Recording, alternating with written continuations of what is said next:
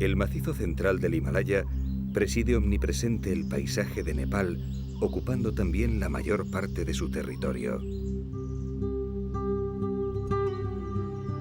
Las cimas blancas han atraído siempre al hombre, que las vio como deidades primero y como desafíos más tarde.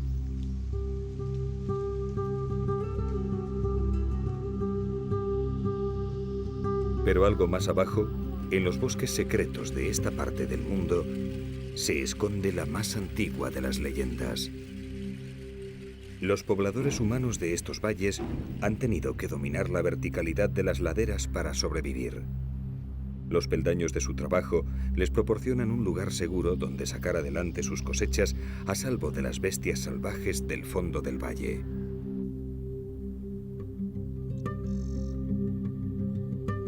Ellos no ignoran que sus terrazas cultivadas son los palcos que se asoman a los bosques de más abajo, los balcones desde los que se ve la jungla del unicornio.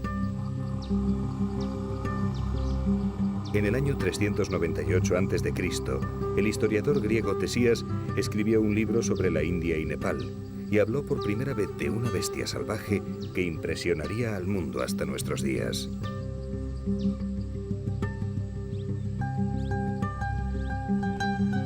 Los habitantes del bosque conocen su presencia. En la humedad de las sombras se adivina aún su olor. La leyenda vive aquí. La criatura mágica de un solo cuerno que trascendió a todas las culturas representa aún la esencia de la bruma, el misterio más buscado. Pero el paso de los tiempos no ha cambiado su maldición. En el siglo XXI aún se le busca por el poder que crece sobre su frente.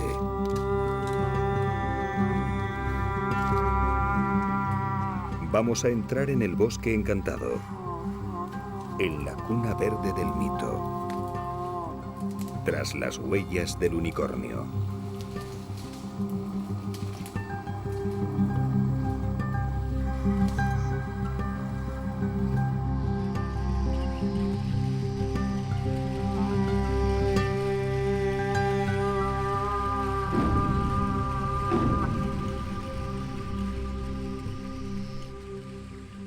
A lo largo de la frontera sur de Nepal con la India se extiende un cinturón de selvas húmedas formando un mosaico con praderas de ribera en las tierras bajas.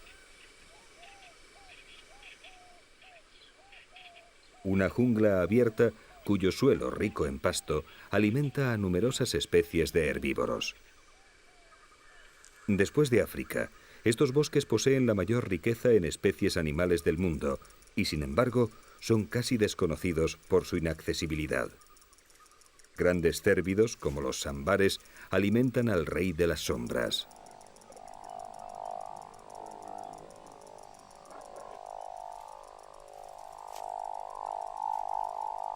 La presencia del tigre de Bengala hace que la alerta sea el estado habitual de los herbívoros de la jungla.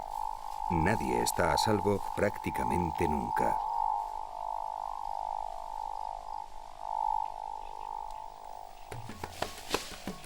El diseño de la piel del gran gato hace que forme parte del paisaje mientras busca carne para mantener sus casi 300 kilos de rayas.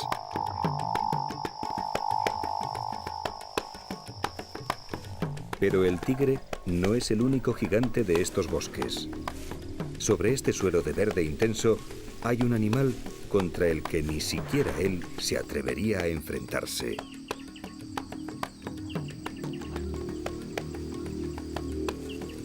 El gaur. Sus 1000 kilogramos de peso le convierten en el bóvido salvaje más grande del mundo. 1 tonelada de mal genio con una altura en la cruz de hasta 2 metros. Los gaures no solo son inmunes a los ataques de los tigres, sino que incluso tratan de pisotearlos si una de estas manadas se encuentra uno en su camino.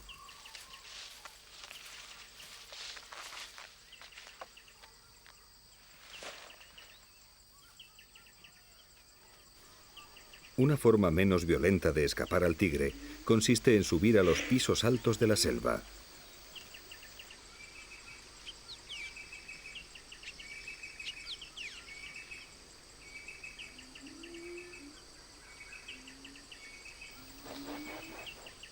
Así lo hacen los langures como este. Los langures son sagrados en la India por su parentesco religioso con el dios mono Hanuman. Son primates exclusivamente vegetarianos, especializados en el consumo de hojas.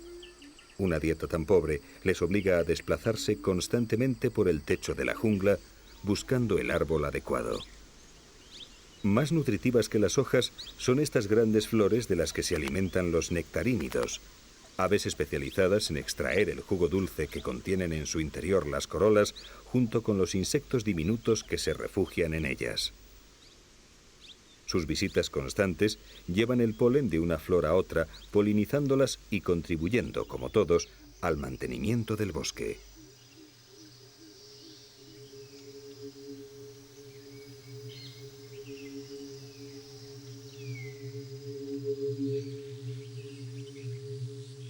Todas estas maravillas biológicas ya estaban aquí hace 20 siglos, cuando los primeros viajeros hablaron de esta tierra como un lugar fantástico poblado por criaturas imposibles, entre las cuales destacaba una: el unicornio. Se dijo que su cuerno, al que llamaron alicornio, era un antídoto infalible ante cualquier veneno, el cual detectaba y neutralizaba de inmediato. Ello lo hizo altamente deseado por reyes y nobles, siempre temerosos de ser envenenados, que ofrecían por alguno auténticas fortunas. Romanos y griegos alentaron el mito hasta que una traducción de Lutero consiguió llevarlo a la mismísima Biblia, donde se le cita 7 veces. El romano aeliano habla del cartázonos, término tomado del sánscrito Cartajan, que significa señor de la selva. Y el mismo Plinio el Viejo lo llama monoceros, de cabeza de ciervo, pies de elefante y cola de cerdo. Pero sin duda la descripción culminante fue la del romano Julio Solino, que lo definió como un monstruo que brama horriblemente, con un cuerno que asoma de en medio de su frente con esplendor maravilloso en sus 4 pies de longitud y que nunca puede ser capturado vivo.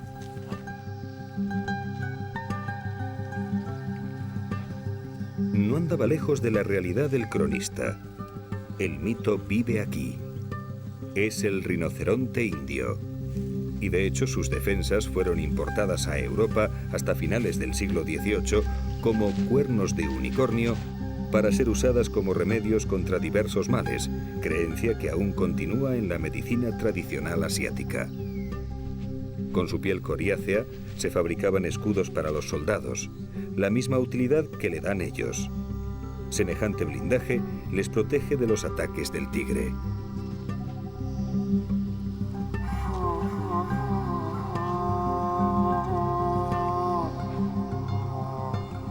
Tal pasión humana por las excrecencias de su cuerpo llevó al rinoceronte indio al borde de la extinción, quedando en 1960 apenas un centenar de ellos.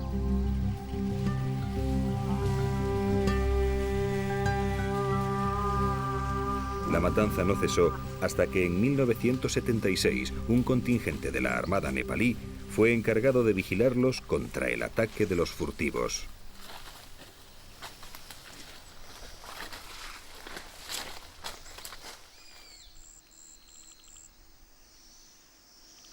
Estas junglas características están atravesadas por grandes ríos que en la época de lluvias se desbordan, formando extensas llanuras de inundación.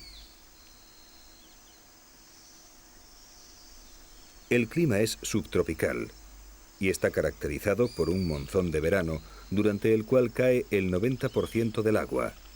Y cuando esto ocurre, la vegetación explota literalmente, cubriéndolo todo.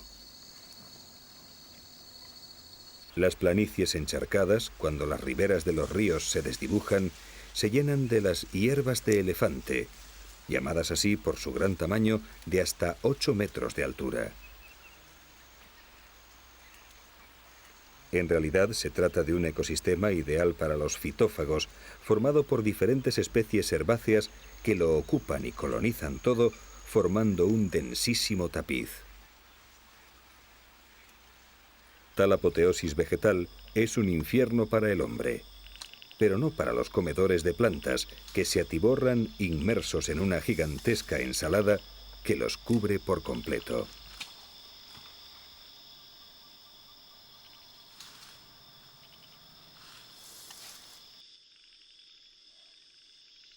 Los rinocerontes y varias especies de ciervos, como los sambares y chitales, pasan entonces muchas horas aquí.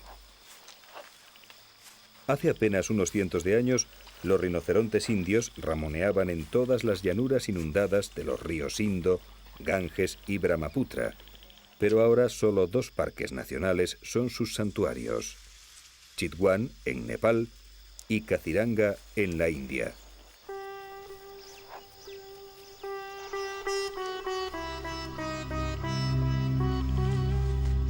Esta región, denominada Terai, recorre la frontera norte de la India y está ocupada por ecosistemas boscosos de un árbol característico llamado sal y herbazales inundados por las crecidas estacionales. Son las tierras del rinoceronte indio, los últimos enclaves del unicornio.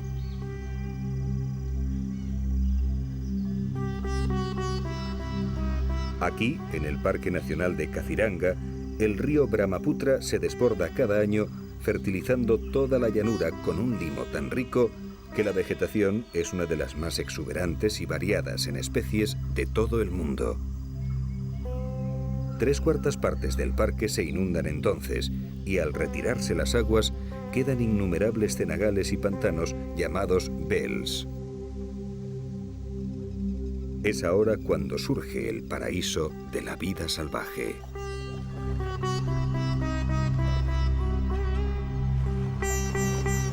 El 70% de la población mundial de rinocerontes indios vive aquí. Para ellos y para los elefantes asiáticos, el agua es un alivio para el calor y una ayuda para mantener su propio peso.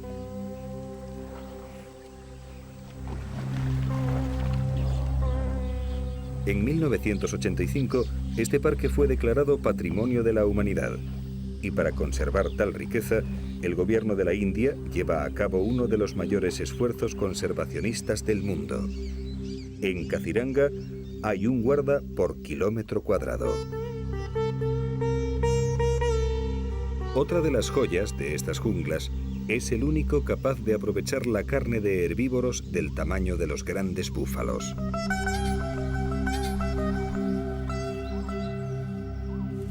Él también es buscado por los furtivos, pero su principal preocupación consiste en comer cada semana.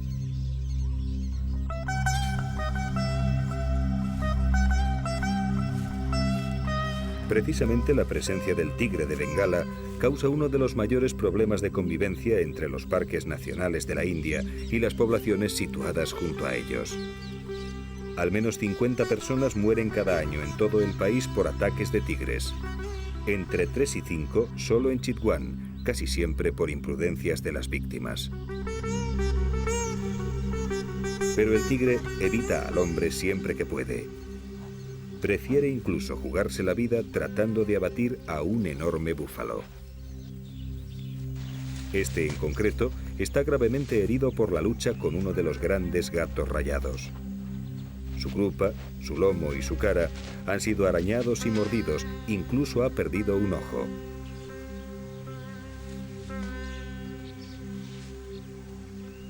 Con una humedad cercana al 90%, las heridas cicatrizan mal y las infecciones matan desde dentro.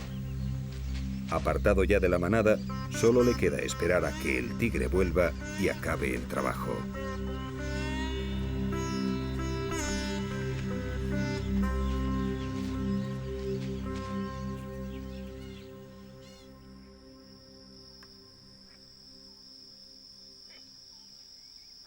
Ahora es más fácil comprender la función de la piel acorazada de los rinocerontes. Se come más a gusto cuando la espalda está protegida de lo que pueda caer de arriba. Pero a nuestros unicornios les gustan mucho las hierbas altas de las riberas del pantano, y tanto en Kaziranga como aquí en Chitwan, estas hierbas son un recurso valioso para las poblaciones humanas situadas junto a los parques.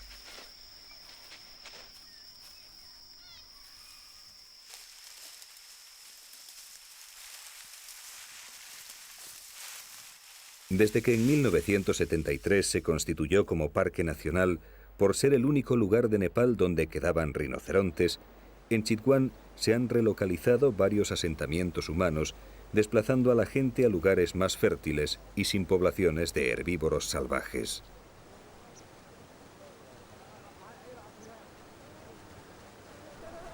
Sin embargo, 310 aldeas no han podido ser reubicadas y siguen en contacto directo con el parque. Cuando llega la temporada, los pueblos ribereños cruzan el río y se dirigen hacia las reservas provistos de sus hoces recién afiladas.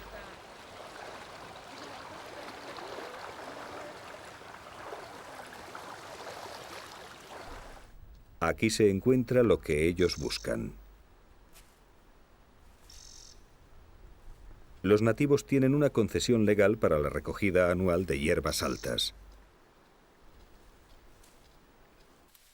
Unas 60.000 personas recolectan cerca de 11.000 toneladas durante el tiempo de cosecha, que dura unos 15 días.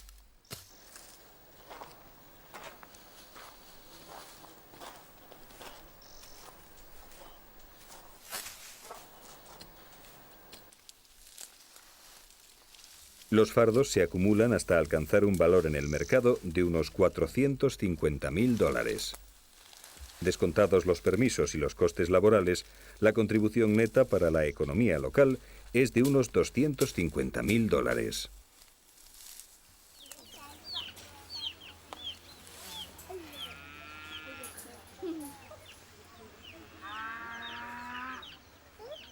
Además del rendimiento de las ventas a la industria papelera, las hierbas constituyen un material de construcción básico para estos pueblos. Con ellas mantienen también al ganado doméstico, que no puede alejarse mucho en busca de pasto por miedo a ser atacado por los tigres.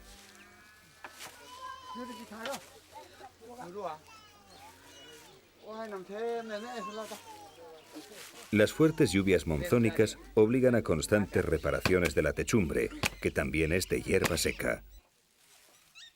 Allí donde haya un pueblo con economía de subsistencia en el mundo, no tenemos más que mirar de qué están fabricados sus tejados para saber cuál es el material local más accesible y barato.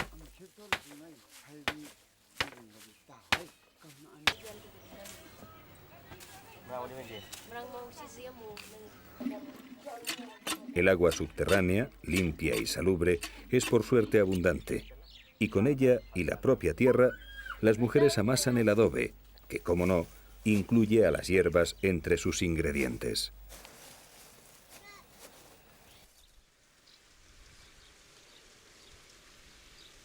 Pero no todos los usos del suelo son tan poco conflictivos como la recogida de las hierbas de elefante. Los campos de algodón y trigo se abren paso poco a poco en el paisaje aledaño a la jungla. En ellos la presencia humana es constante para realizar los distintos trabajos a lo largo del año. Es entonces cuando pueden aparecer los problemas con la fauna salvaje.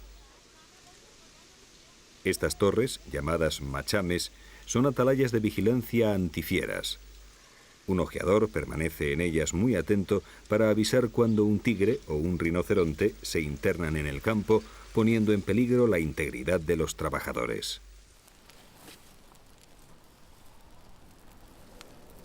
En realidad, los animales lo único que hacen es volver a lugares que siempre fueron suyos, pero que les van siendo poco a poco arrebatados por el hombre, que sabe utilizar para su provecho al mayor enemigo de un bosque.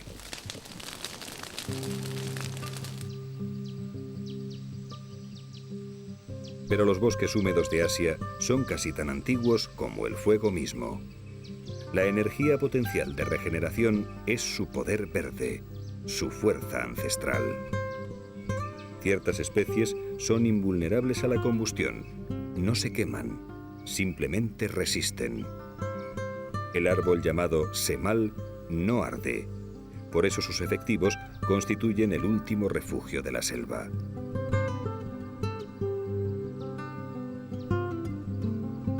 Chitwan significa el corazón de la jungla. Puede que otra vez la leyenda y la realidad se den la mano en esta parte del mundo.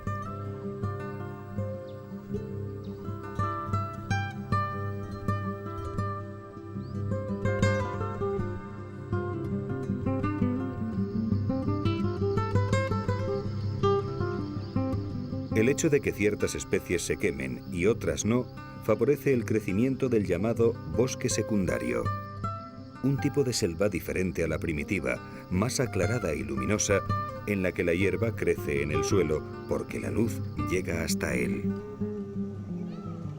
Es el lugar perfecto para los ungulados, el paraíso de los ciervos, que aquí forman manadas en vez de ser solitarios como en los bosques primarios.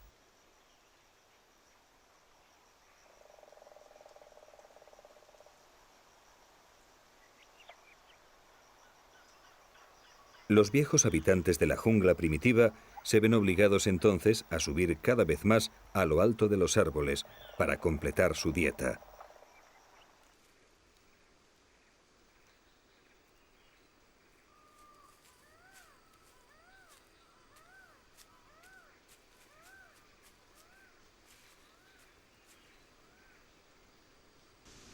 Aquí vive también un ave que lleva 3000 años siendo un símbolo estético para el hombre.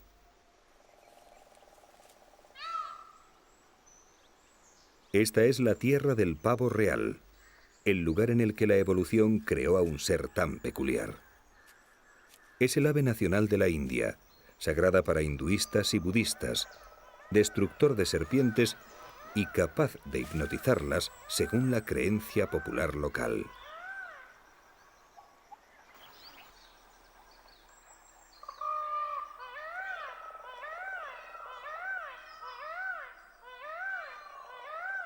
El característico grito territorial deja claro a los otros machos que este territorio está ocupado.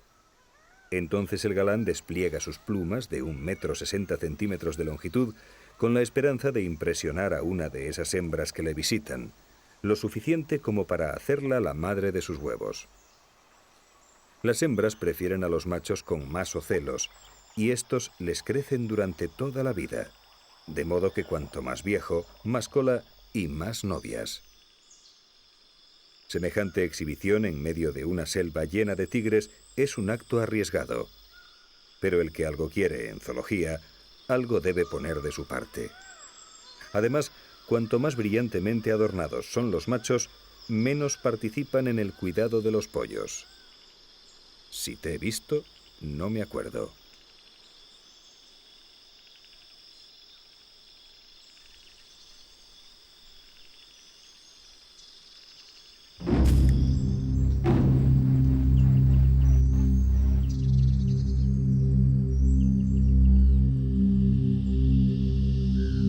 Los langures, sin embargo, como buenos primates que son, sí tienen una vida familiar satisfactoria y larga.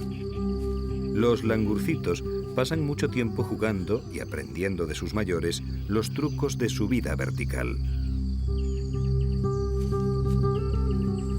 En el suelo o en las ramas altas, los pequeños se manotean y saltan, desarrollando la visión binocular que les proporcionará un desarrollo extraordinario del equilibrio espacial.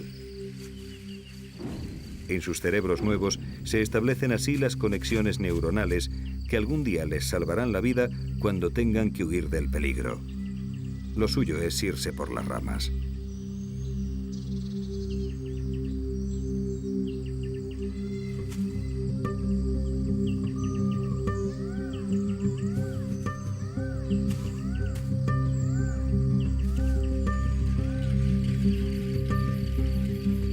Pero el suelo de la jungla es donde se acumula la materia orgánica, los microorganismos y los invertebrados que se alimentan de ellos. Las sociedades de simios pueden llegar a ser tan complejas como la nuestra, pero tratándose de organización, no hay ninguna más perfecta que esta: termes. Las termes no forman el grueso de su dieta, pero para los viejos langures son como guindillas picantes, golosinas divertidas que rompen la monotonía de tanta ensalada de hojas. Meter el dedo y chupar.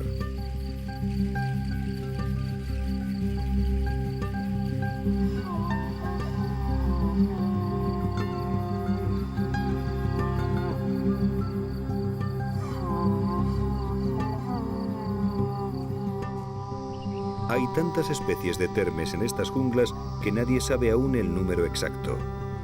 Sus fortalezas son edificios inteligentes con refrigeración propia, lo cual no los libra de ser atacados continuamente.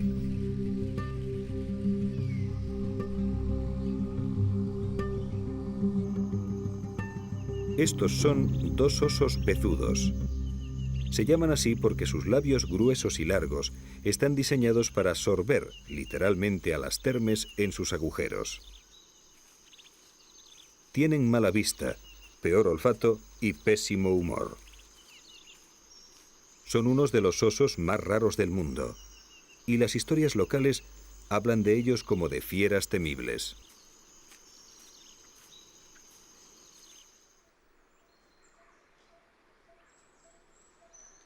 Las últimas junglas de Asia albergan aún tantos misterios que no pasa un año sin que se descubra que una vieja leyenda existe o que alguna criatura mítica siempre vivió aquí.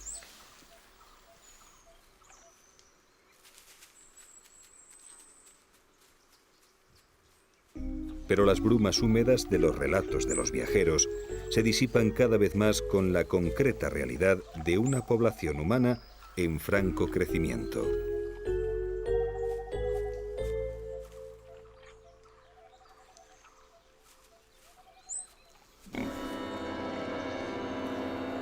Como le ocurre a este jabalí gigante, la gran jungla y el hombre se miran a la cara sin saber qué hacer, sin aclarar quién cruzará primero. El respeto mutuo puede romperse en agresividad en cualquier momento.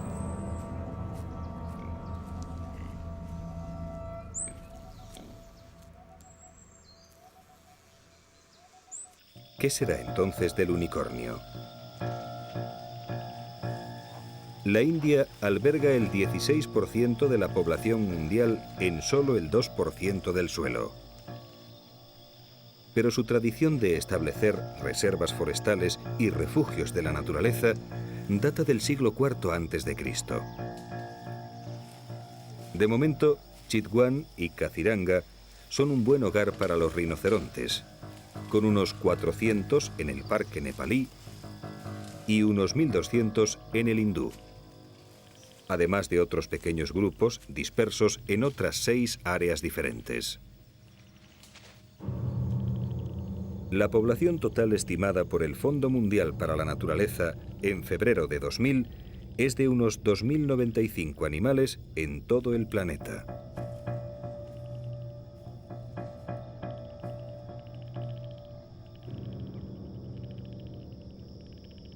Sus casi 2.000 kilos de peso y sus 4 metros 20 centímetros de longitud necesitan hasta 5 kilómetros cuadrados para cubrir sus necesidades tróficas y territoriales.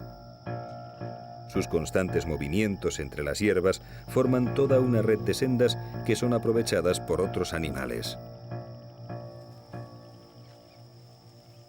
Cuesta creer que un animal tan formidable haya estado a punto de desaparecer solo por un par de falsas y estúpidas creencias mágico-medicinales, sostenidas además por pueblos lejanos en donde estos animales no viven. Los rinocerontes indios acostumbran a depositar sus heces durante años en grandes acúmulos que actúan como mojones o balizas olorosas de índole territorial. Gigantescos montones de bostas imposibles de ignorar, incluso para el olfato menos eficiente.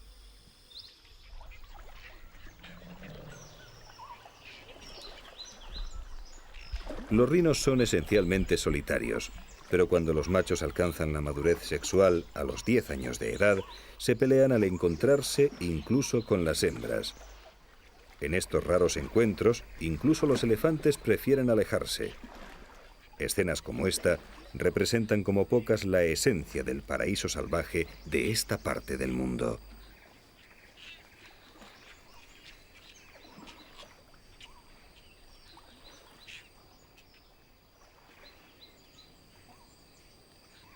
Al contrario de lo que se cree, no utilizan como arma su famoso cuerno, sino que la emprenden a mordiscos con su contrincante. El perdedor se va a probar suerte en otro reto.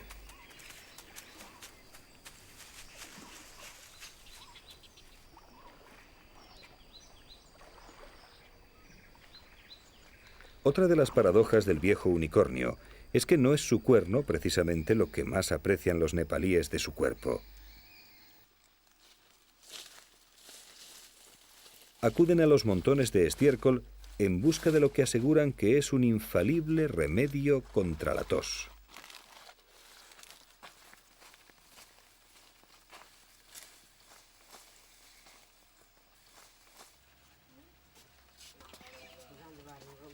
Al llegar a casa, nada mejor que ponerse cómodo para disfrutar de uno de los más cotizados productos de la tierra.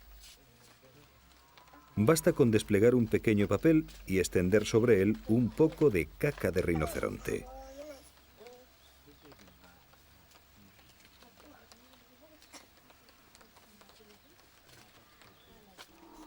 Con delicadeza y paciencia se consigue la textura adecuada para mezclarlo con el tabaco al gusto. Y ya está.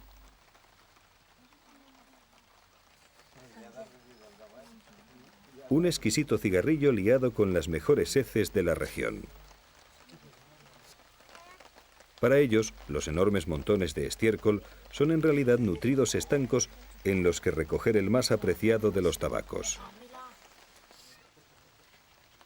Sin duda, todo un lujo exclusivo que solo algunos pueden disfrutar. El sabor de la leyenda, rezaría su eslogan si lo tuviera.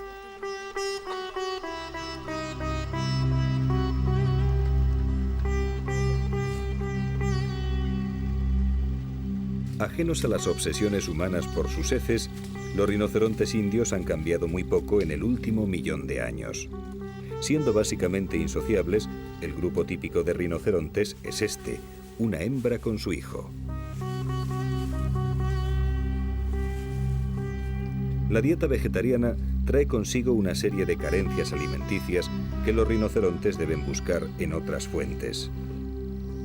En lugares determinados de la jungla, el suelo es rico en sales minerales y oligoelementos, de modo que las madres llevan a sus hijos allí desde que son muy pequeños.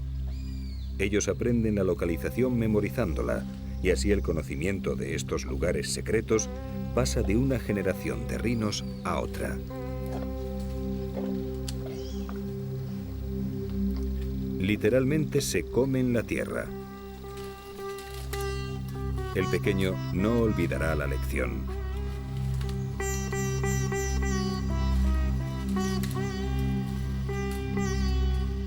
Nadie en la jungla se atrevería a importunar a una rinoceronte con su cría.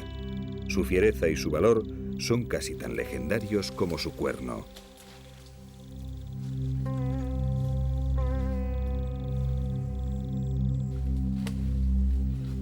Pero a los rinocerontes les gusta pasar muchas horas en lugares apetecidos también por el hombre. Lo que para el rinoceronte es agua, frescor y comida, es exactamente lo mismo para otras muchas especies animales de esta parte del mundo.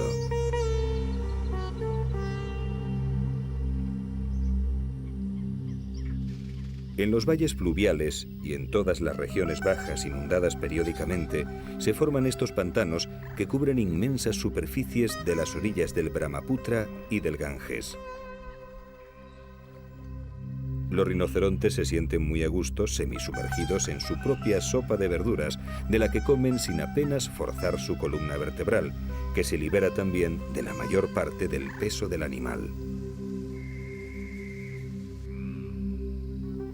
Esta tendencia de los mamíferos muy pesados hacia el agua, en busca de compensación para sus kilos, fue precisamente la que devolvió al mar a algunos de ellos hace muchos millones de años, dando lugar a los cetáceos.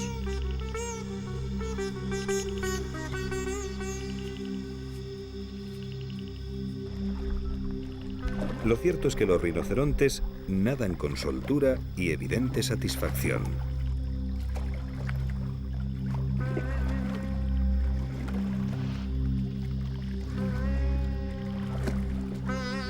En sus constantes entradas y salidas del agua, estos colosos mojados abren la vegetación, removiendo el fango de las orillas.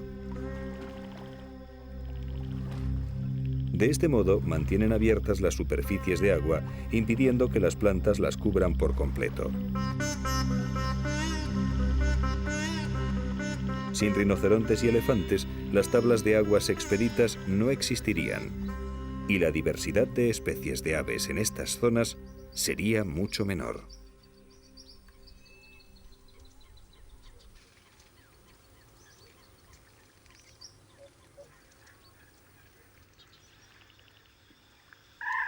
Picos. Algunos muy quietos, otros en movimiento constante. La sopa que es de verduras para el rinoceronte se transforma en sopa de pescado para la mayoría de las aves, como esta cigüeña asiática de pico abierto.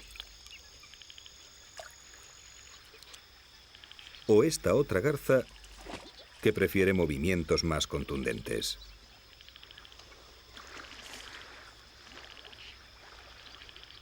Patas largas y ojo al charco. Cada uno aquí mete el cubierto que la evolución le ha proporcionado para cobrar piezas de diferentes tamaños.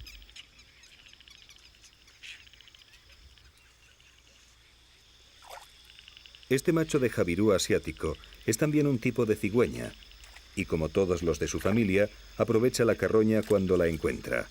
En este caso, el cadáver de una focha. Pero ni sus patas ni su pico están adaptados para trocear la carne, de modo que va a tener problemas para ingerir algo tan voluminoso. Cada uno usa su técnica. Este es un aninga, un pescador cuellilargo que tiene un pequeño problema. Parece brindar su faena al sol, pero en realidad se está calentando después de pescar, porque su plumaje no es impermeable del todo.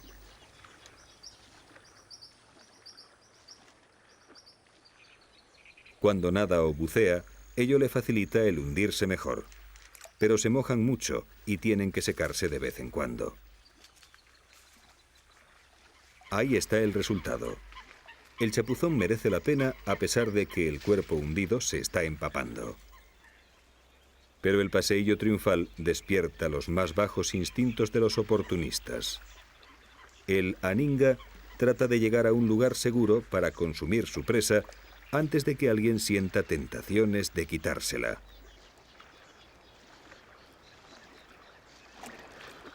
Su salida es poco elegante, y además con ella no acaban los problemas. El pez está clavado y debe ingerirlo a favor de escama.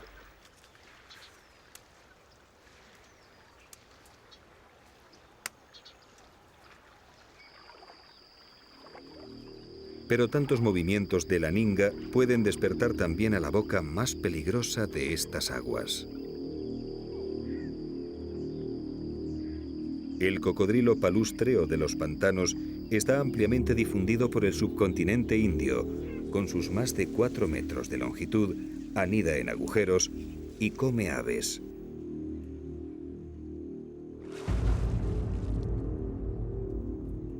Un currículum suficiente como para sacar los pies del agua cuando se le oye tirarse.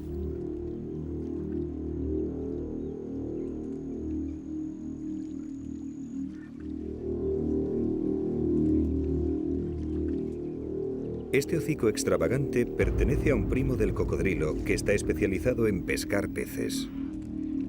El gavial alcanza los 6,5 metros de longitud y es una joya zoológica que solo vive en esta parte del mundo.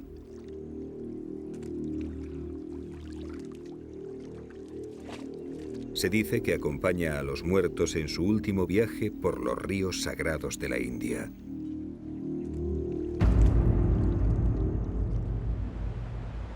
Los cursos de aguas someras son también el escenario de cientos de pequeños dramas que a menudo pasan inadvertidos. Estos dos sapos del género bufo están en pleno amplexo, pero tienen un mirón muy peligroso. Una culebra de agua como esta sabe buscar su momento. Mientras llega, su lengua bífida introduce los aromas del río hasta los receptores olfativos de su cabeza. Los amantes resbalosos añaden sus fluidos al agua sin sospechar que puede ser la última vez que lo hagan.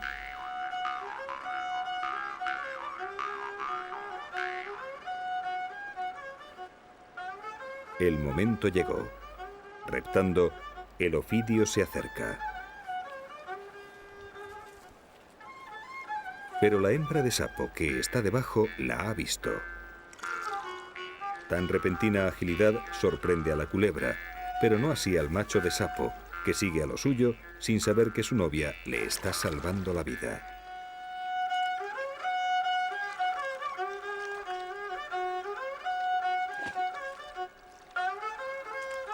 Otra vez será.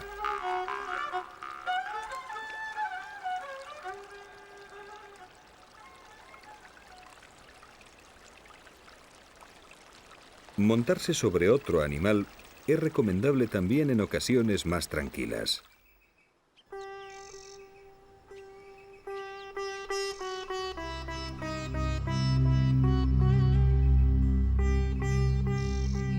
Turistas subidos en elefantes.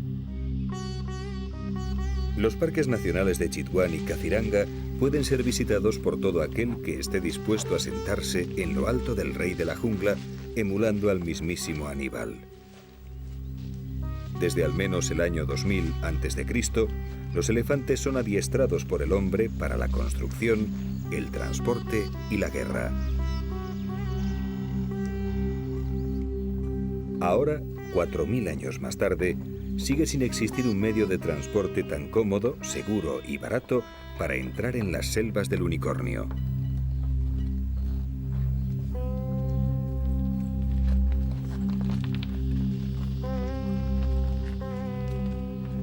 Aquí arriba, los visitantes están a salvo de los tigres y tienen una excelente perspectiva del entorno. Además, gracias a este nuevo uso ecoturístico, la antigua tradición de los Mahut, que son los cuidadores y conductores de estos paquidermos, se está conservando en un momento en el que sus usos tradicionales empezaban a decaer. Estos hombres y sus animales establecen una estrecha relación vitalicia desde que los elefantes son muy jóvenes.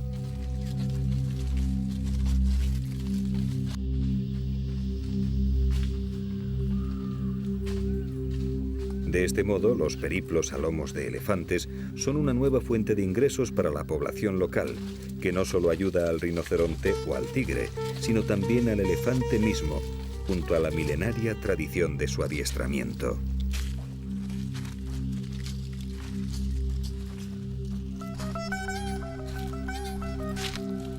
No hace ruido, no contamina y es reciclable cuando deja de funcionar. Y lo que es más importante, su presencia es habitual para los demás habitantes de la jungla y por lo tanto no les asusta ni disturba.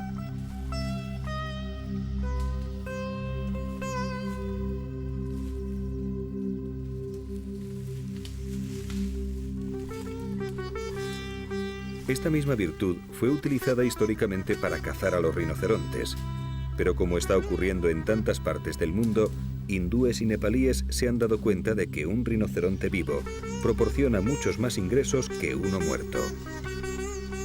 Un buen trofeo complace a un cazador, pero un ejemplar vivo satisface a cientos de fotógrafos aficionados.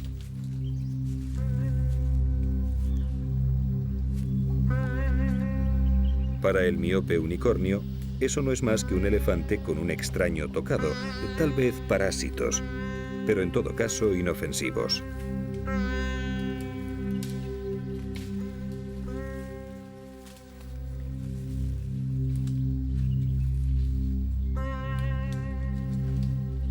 Gracias al elefante hemos podido penetrar en el mundo del unicornio.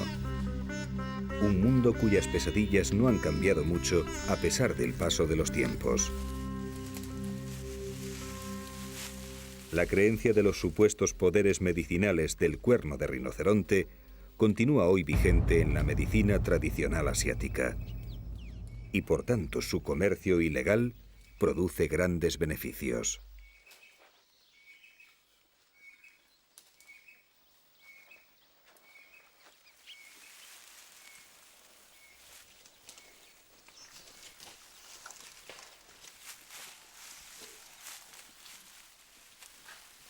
En Bangkok, 1 kilogramo de cuerno de rinoceronte indio supera los 3 millones de pesetas. Con tal oferta en una zona tan pobre, la tentación hacia el furtivismo es muy grande. El cuerno mágico que lo introdujo en la leyenda a punto estuvo de llevarle al exterminio.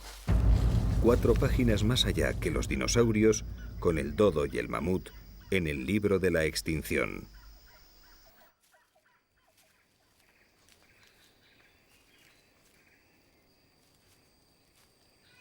Pero ellos lo están salvando. Nuevas generaciones de viajeros que lo único que tratan de matar es la rutina. Visitantes. Mirones dispuestos a pagar por echarle un vistazo a la leyenda. Un ejército en pequeñas dosis que duerme, come, bebe y adquiere recuerdos aquí, devolviéndole a la población local su esfuerzo por conservar la naturaleza de su tierra. Chitwan, cuyo número de visitantes no llegaba a 1000 hace 26 años, hoy supera los 100.000 turistas anuales. El 50% de los ingresos que el parque proporciona se destina a actividades de desarrollo de las poblaciones humanas de los alrededores. Y además, se trata de motivar a las gentes para que participen activamente en la conservación, formándose como guardas, guías, mahuts, personal de mantenimiento y hostelería. Las tasas de entrada y acampada, el precio de los paseos en elefante, así como los alojamientos y permisos, producen ingresos en aumento que convencen cada vez más a la población de que tener un parque nacional junto a tu casa es una suerte.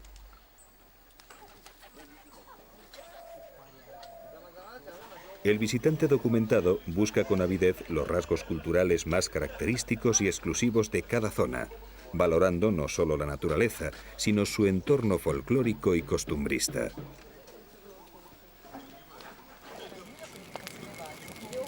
El crepitar de una fogata en los bosques asiáticos sigue siendo algo por lo que muchos están dispuestos a pagar.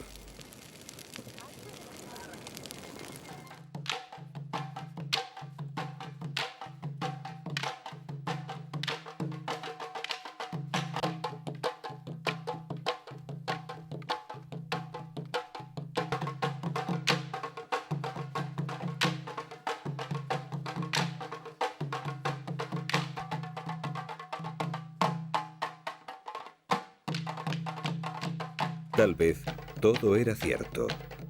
Quizá la magia del unicornio era esta.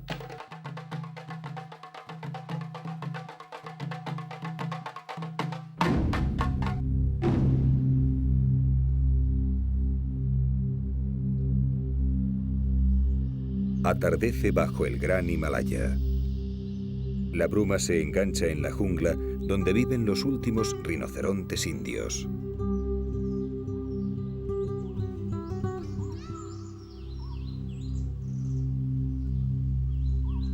La vieja hembra y su cría, que traen un aire de esperanza para la especie, se dirigen ya a lo más espeso para pasar la noche. Con ellos en el bosque se va produciendo el cambio de guardia.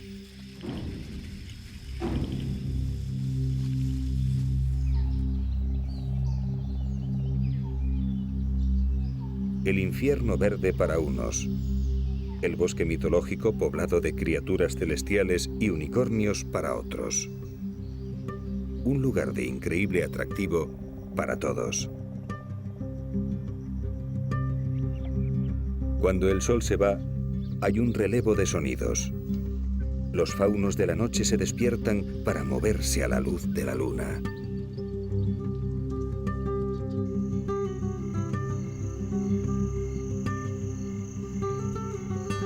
De este modo nació la leyenda, con las alas membranosas de los murciélagos, tal vez bajo los efectos de las fiebres, pero fue aquí, junto al Brahmaputra.